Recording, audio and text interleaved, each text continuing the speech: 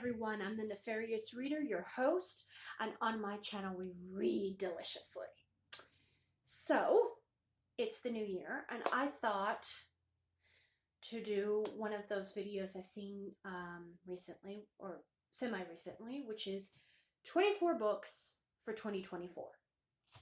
One of the reasons I wanted to do this is simply the fact that it will help me plan out 24 books for the year that I can pick from. Also, sorry, I feel like my hair is choking me all of a sudden. Okay. Where was I? Oh, 24 books for 2024. So it allows me to plan that out. My goal for this year and almost every year is 80 books. My soft goal, or rather, is 80. But my hard goal, like what I actually intend to read, is somewhere around 104, which is about 2 books per week. So having 24 books already planned out sounds like an absolutely great idea. All of that being said, if you watch to the end of this video and you want to like it or subscribe or talk to me or recommend something that maybe I missed, please feel free to do so. I have set this up in like 2 or 3 parts. To introduce the first part is subgenres that I haven't read, authors that I've started their books but haven't like gone through their whole backlist, or books that I've heard about or am kind of a little intimidated by. One in particular I'm eyeing over here. By the way, if you see me put stuff over to the side, it's because my book cart is there, which it's usually behind me. So let's get started. So a new to me subgenre which would be small town romance, or rather cowboy romance. I think you could classify this as both. Flawless by Elsie Silver. This seems really interesting. Everybody seems to really love it. It's not normally my thing. Okay. I have a feeling that I would prefer another author's like cowboy-esque romance, because it's more in line with what I do like when I think of cowboy or western style romances. So, but I'm willing to give this a shot because everybody loves it. Okay. Now, this one, the next 2 are White Shoes. And that's Hate by Tate James. Now, I have read a book by said author. I have read, I'm looking over at it, The Winchesnik Legacy, I think it's pronounced, which is Heist and Forgery? Yeah, Heist and Forgery. Read both, loved them, loved the writing, so I'm really willing to go into this. Now, this is not my first White Shoes by any means necessary. I have read fanfiction for many years, and yes, I have read White Shoes before, but I haven't read it in book form. I like this author. It's something different to try. Up next, I have The Losers by Harley LaRue. Now, this book, on the other hand, is only different because the characters are a little older, I think. For all intents and purposes, that's kind of the impression I get. That they're kind of, no, actually, I think they're kind of like around about the same age, yes? Correct me if I'm wrong down in the comments. However, I actually want to read the whole trilogy. But for intents and purposes, I'm only going to put the first book on this list. So there's that. The Longing of Lone Wolves by Lana Pershnek. This is not really a new to me genre, but it is a new to me author that I haven't tried, but heard good things about. It especially helps that it is similar to other books I have read before and liked. So we have the tagline on the back of this is humans destroyed the world, the Fae rebuilt it thousands of years later, humans want it back.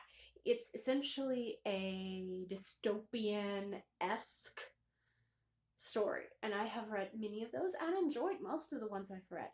So, a new to me author, the Fae, wolf shifters, humans, all of that. It sounds like a fun time. I decided to pick it up this year.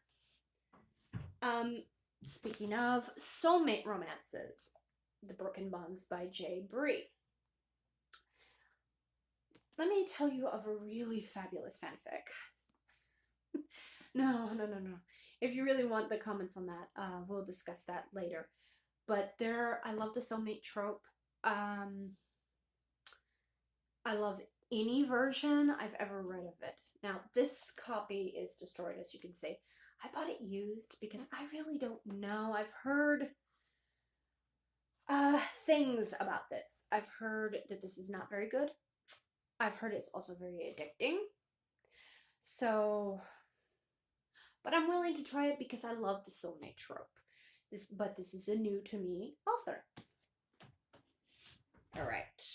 Up next is not a new to me author, not a new to me author, and that is Lila K. Now, I have read, you can't see it right now, unfortunately, but I have read, what is it called? For the Fans by Lila K. I really enjoyed it, so I'm actually really hoping she's going to be one of these authors that I really enjoy. So first up, I have Double Edged, which is a banned book. I'm not going to explain too much why it's banned, but it's a banned book from Amazon. And I'm really intrigued. Okay, that's really all I have to say about that one. And then we have Distorted. Now, this is a new to me subgenre. By that I mean takes place in a jail. I mean, I have read, excuse me. My eye itched. I just didn't need to film that. I have read 2 or 3 fanfics that involve jail time, people falling in love in jail. This is the first time where it's someone in jail and the guard. And it looks really, really intriguing. So, there's that. Now, this is the one whose cowboy romances I think I would enjoy more. However, I have not read anything by this author, and that author is Pam Godwin. So I do think Knotted Booted and something else. I forget the whole trilogy name. All the books. I forget the names of all the books. Excuse me. The trilogy name doesn't make sense. However, I decided to start with Sea of Ruin because I've heard so many things. People really love this.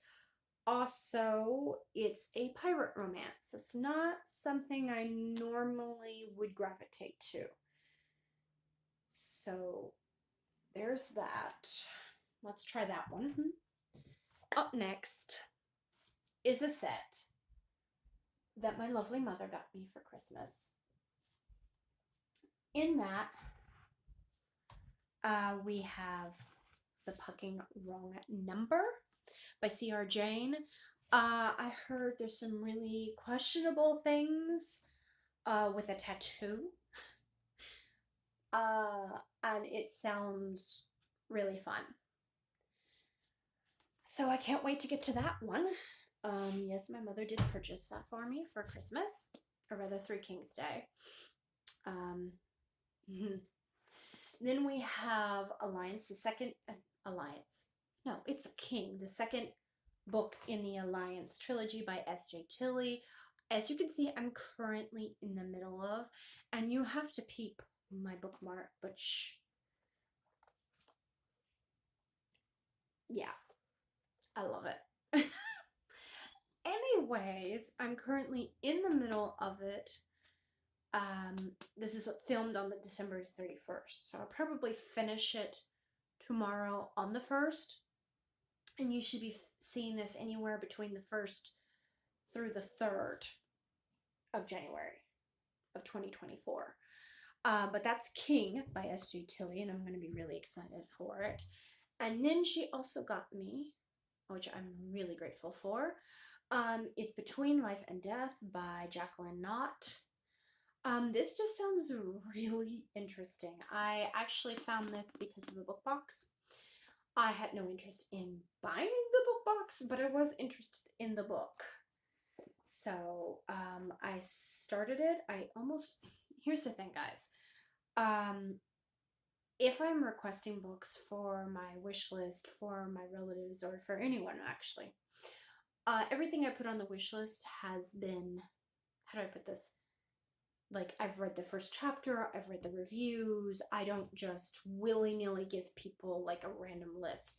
It's things I usually do want and that I have researched.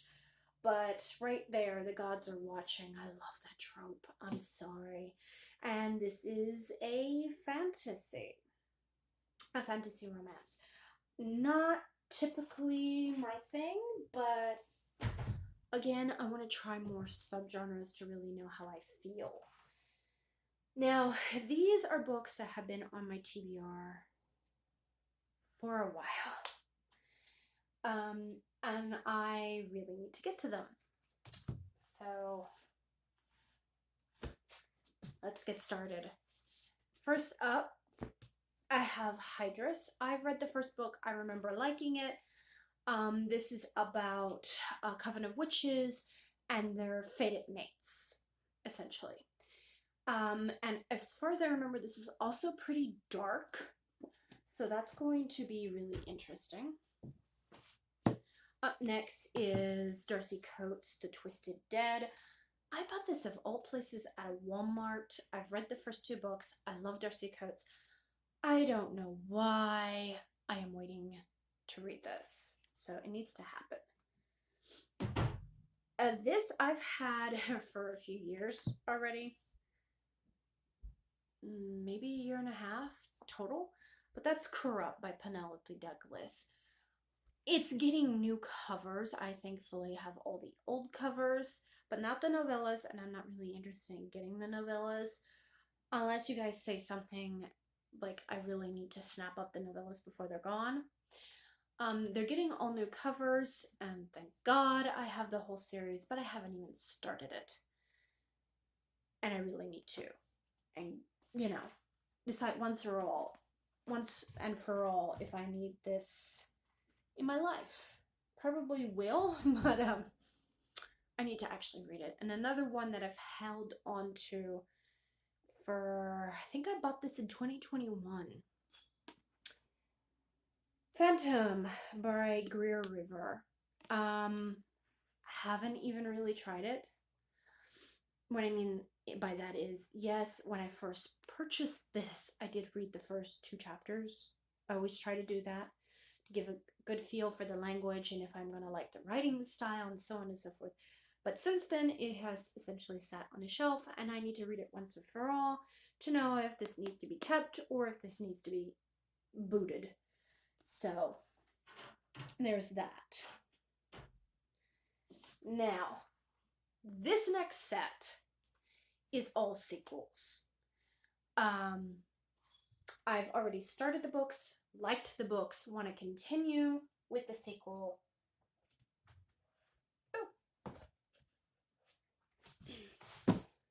So up first we have War by Laura Falasa. Here's the thing. I'm going to show you something. I owned the original model cover for the first book. I waited so long to read this because I wanted to read it in winter, which I did.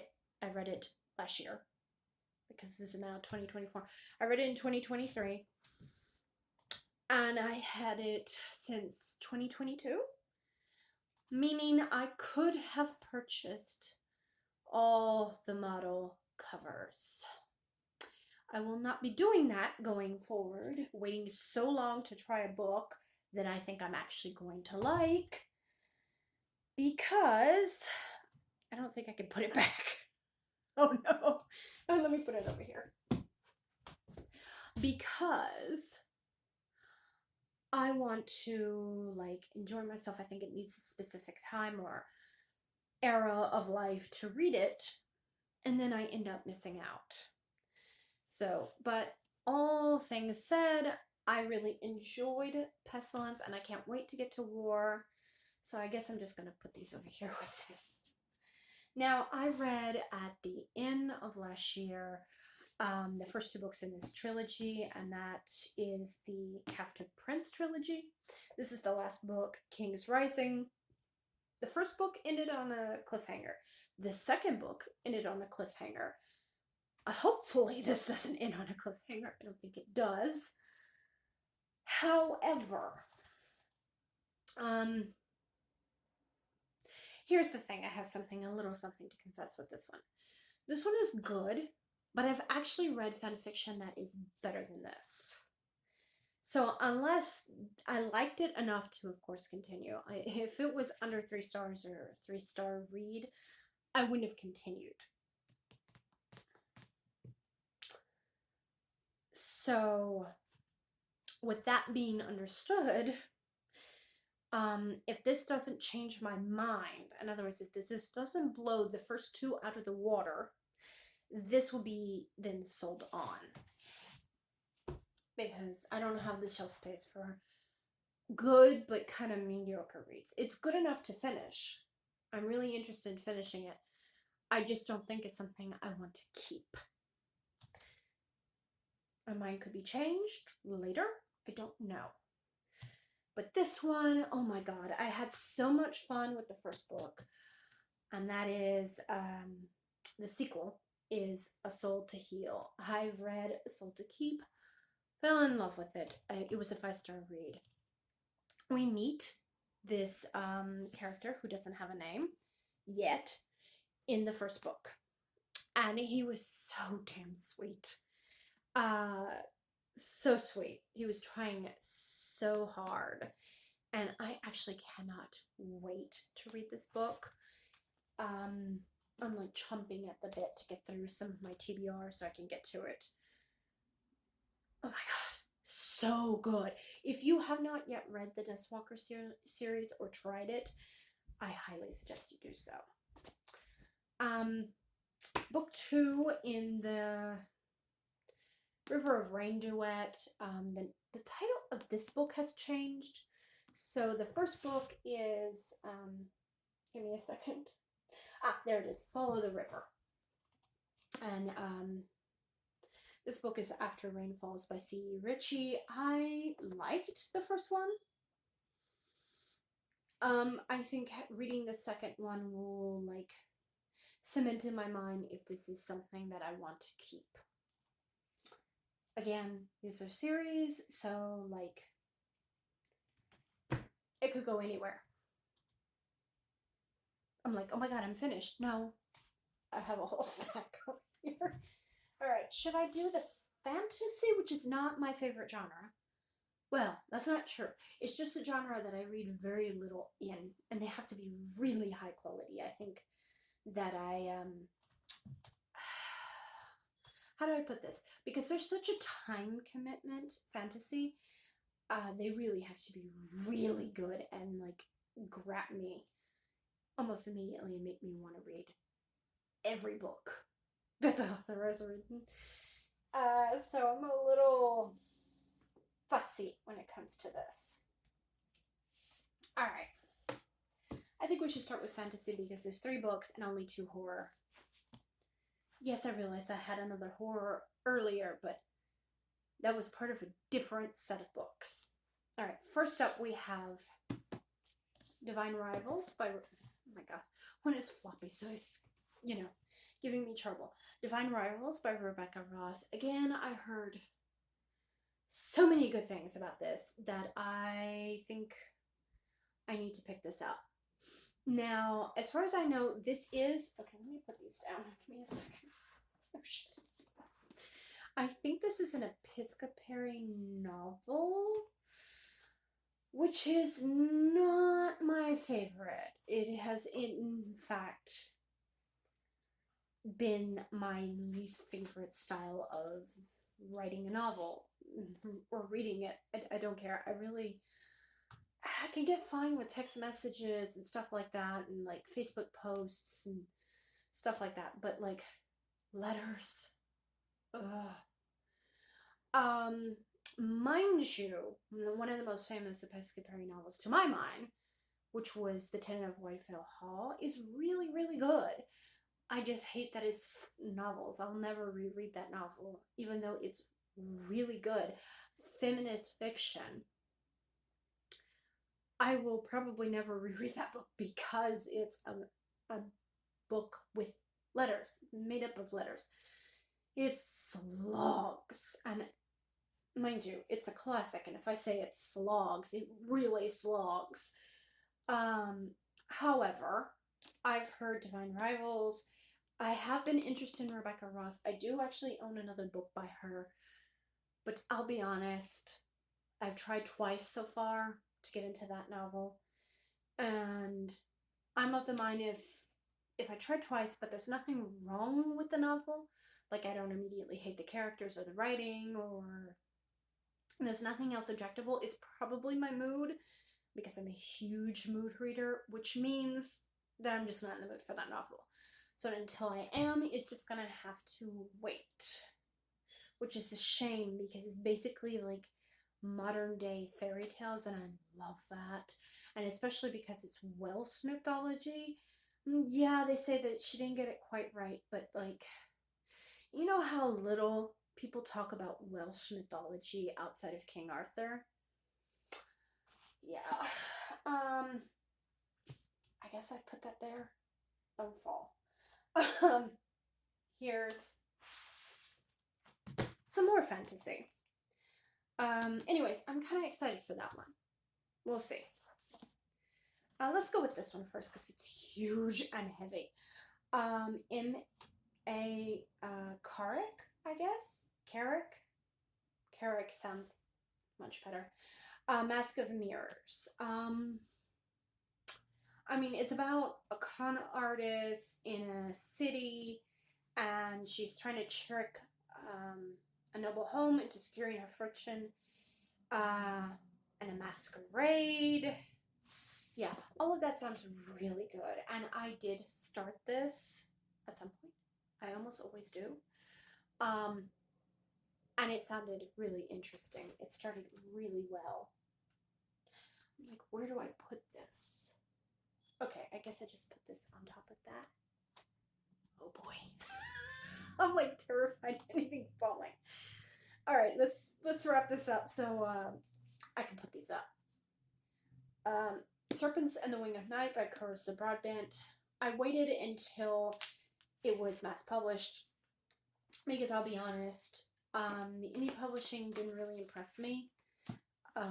What I mean by that is there was no contrast in the colors, and when I saw that basically all they were going to do is give it some contrast, and they were keeping the inside cover, or a design on the inside cover, on the hardboard, and they were giving some contrast to the original jacket, I was like, yeah, I'm just gonna wait for the indie. But I've heard amazing things, and I cannot wait. This is like literally right up my alley. Vampires. Vampires. And a contest. Yes, sounds amazing. Now, the last two books are horror. If you don't know what to expect from me, I'm primarily a horror and romance reader. These two have been on my list to want, or rather to get to at some point for a while. This one I haven't owned before, but this is one of the ones I've been wanting, my god, to get to. Okay, so up first is Chuck Tingle's Cap Damascus. It's a gay conversion camp, which is already horrific enough. My guess is some things go down and it gets even course. Like right here. This tells me everything I need to know. T.K. Fleischer blurbed it, and it says, a joyous, furious romp through dark places. Tingle proves he's just as good at fear as he is at love. Yes, I've heard of Chuck Tingle's romance novels, and they sound crazy, but fun. And I'm kind of really, really, really looking forward to this. So, there's that. I cannot wait. This is Anita Alborn. If you see her, oh my god, this is gonna be good. Let me just read you the tagline that's like literally right here. The house on the Old Mill Road has stood in the open field for longer than Jesse Wells has been alive. Its crooked windows and jutting turrets tormenting the kids of Warsaw, Michigan, the way only a haunted house knows how. Oh,